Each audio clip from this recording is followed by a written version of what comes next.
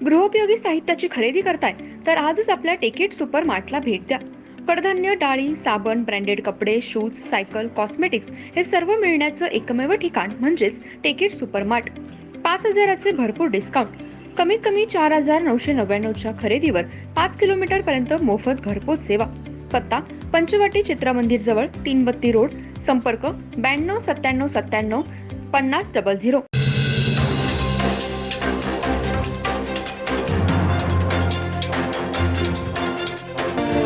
नमस्कार, मी तेजस्विनी मगदूम. एम मराठीमध्ये आपल्या सर्वांचं स्वागत आहे. पाहूया ठळक घडामोडी. 007 बिश्नोई गँगच्या मोक्का प्रकरणास उच्च न्यायालयाकडून स्थगिती. राजस्थान येथील अनेक पोलीस स्टेशनमध्ये खुनाचा प्रयत्न, दरोडा, बलात्कार, गंभीर दुखापत, चोरी, घरफोडी असे तब्बल 26 गुन्हे नोंद असलेल्या 007 बिश्नोई टोळीतील फरार आरोपी श्यामलाल पुनिया उर्फ बिश्नोई, श्रीराम बिश्नोई, श्रवणकुमार बिश्नोई हे दिनांक 28/1/2020 रोजी कर्नाटकहून पुणे येथे जात असल्याबाबत राजस्थान राज्य पोलीस यांनी कोल्हापूर जिल्हा पोलिसांना खात्रीलायक बातमी दिली. त्यामुळे स्थानिक गुन्हे अन्वेषण शाखा कोल्हापूर यांनी राष्ट्रीय महामार्गावर किनी टोलनाका येथे नाकाबंदी करून आरोपींना अडवण्याचा प्रयत्न केला. परंतु 007 बिश्नोई गँगच्या श्यामलाल बिश्नोई व त्याच्या सहकाऱ्यांनी पोलिसांवर फायरिंग केली. त्यावेळी पोलिसांनी केलेल्या या कारवाईत श्यामलाल पुनिया उर्फ बिश्नोई, श्रीराम बिश्नोई व श्रवणकुमार बिश्नोई यांना अटक करण्यात आली व वडगाव पोलीस ठाणे येथे गुन्हा नोंद करण्यात आला. सदर आरोपींविरुद्ध राजस्थानमध्ये वेगवेगळे 26 गुन्हे नोंद असल्याने त्यांच्यावर महाराष्ट्र संघटित गुन्हेगारी नियंत्रण अधिनियम 1999 अंतर्गत गुन्हा नोंद झाला. तसेच सदर गुन्ह्यास मोक्का अंतर्गत दोषारोपपत्र दाखल करण्यासाठी पोलीस महासंचालक महाराष्ट्र राज्य यांनी परवानगी दिली. बिश्नोई टोळीतील सदस्यांविरुद्ध जे काही गुन्हे नोंद आहेत ते सर्व राजस्थान राज्यामध्ये नोंद असून त्याचा महाराष्ट्र राज्याशी कोणत्याही प्रकारचा संबंध नसल्याने तसेच वडगाव पोलीस ठाणे येथील दाखल गुन्हा हा आरोपींना 007 बिश्नोई गँगच्या कोणत्याही फायद्यासाठी गुन्हा केलेला नसून कर्नाटकहून पुणे येथे जाताना अचानक घडलेली घटना असल्याने केवळ पोलिसांवरती हल्ला करण्याचा प्रयत्न केला म्हणून आरोपींविरुद्ध मोक्का अंतर्गत कारवाई करणे चुकीचे आहे, असा युक्तिवाद श्रवणकुमार बिश्नोई यांच्यातर्फे दाखल याचिकेत नामदार उच्च न्यायालय मुंबई येथील खंडपीठासमोर करण्यात आला. सदर युक्तिवाद मान्य करून नामदार उच्च न्यायालय मुंबई यांनी 007 बिश्नोई गँगचा मोक्का प्रकरणास स्थगिती दिलेली आहे.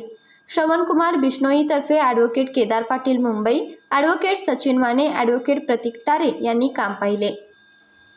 राजस्थान येथील विविध पोलीस स्टेशनमध्ये गुन्हा नोंद असलेले तसेच राजस्थान येथील गुन्हा नोंद असताना तेथून फरार झालेले बिश्नोई टोळी 007 या गँगमधील श्यामलाल पुनिया उर्फ बिश्नोई, श्रीराम बिश्नोई आणि श्रवणकुमार बिश्नोई हे दिनांक 28/1/2020 रोजी कर्नाटकहून पुण्याकडे जाणार आहेत अशी बातमी राजस्थान पोलीस यांनी कोल्हापूर पोलीस यांना बातमी दिलेली होती. त्या बातमीच्या आधारे राष्ट्रीय महामार्ग किनी टोलनाका येथे नाकाबंदी करण्यात आलेली होती. नाकाबंदी केलेली असताना बिश्नोई टोळीतील या सदस्यांनी पोलिसांवरती फायरिंग केलं.